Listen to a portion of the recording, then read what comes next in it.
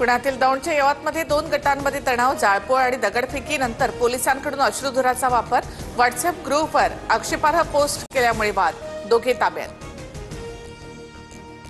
छत्रपती शिवाजी महाराजांच्या पुतळ्याचा अवमान, मशिदीवर दगडफेकीनंतर उद्रेक, पोलिसांकडून वेळीच घटनास्थळी धाव घेत परिस्थिती नियंत्रणामध्ये आणण्याचा प्रयत्न. पुण्याचे पालकमंत्री अजित पवारांकडून यवतमधील तणावग्रस्त भागाचा आढावा, परिस्थितीवर पूर्ण लक्ष ठेवून आहोत, अफवांवर कुणीही विश्वास ठेवू नका, अजित पवार यांचं आवाहन. कुणीही कायदा हाती घेऊ नका, शांतता राखा, आक्षेपार्ह स्टेटस ठेवणाऱ्यांवर कारवाई होणार, यवतमधील तणावानंतर मुख्यमंत्री फडणवीसांचा इशारा. हिंसाचारानंतर यवत पोलिसांचा रूट मार्च, परिसरामध्ये सध्या तणावपूर्ण शांतता, मोठा फौजफाटा तैनात. भविष्यात बेशिस्त वागाल तर खपवून घेणार नाही, मुख्यमंत्री फडणवीसांचा मंत्र्यांना सज्जड दम, कोकाटेंच्या विरोधात रोष होता म्हणून खातं बदललं, फडणवीसांकडनं स्पष्ट.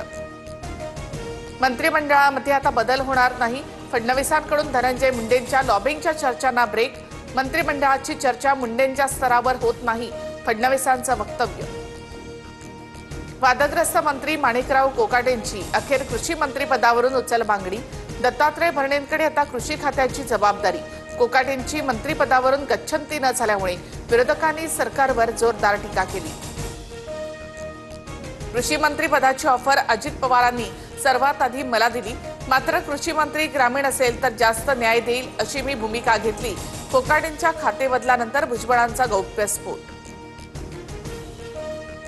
चौफुल्यामधील गोळीबार प्रकरणावरून अजित पवारांचा इशारा, कुठे चौफुल्याला जाऊन तडफडू नका, अजित पवार यांची आमदार शंकर मांडेकर यांच्यासमोरच कार्यकर्त्यांना तंबी. महादेव मुंडे हत्या प्रकरणातील आरोपी 8 दिवसात न पकडल्यास बीडमध्ये कडकडीत बंद पुकारू, एक गाडी सुद्धा फिरकू देणार नाही, जरांगेंचा सरकारला इशारा. महादेव मुंडे हत्या प्रकरणात बीड पोलिसांनी 5 जणांना ताब्यात घेतलं, मोठा मासा गळाला लागल्याची माहिती, संशयित गोट्या गित्तेला ताब्यात घेण्यासाठी पोलीस पथक रवाना.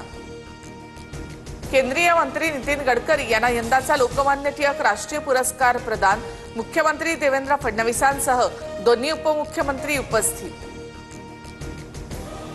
अमेरिकेत भारतीय मालावर आजपासून टॅरिफ नाही, 8 ऑगस्ट पासून 25% आयात शुल्क लागू होणार, भारताला करार करण्यासाठी आणखी 7 दिवसांचा अवधी.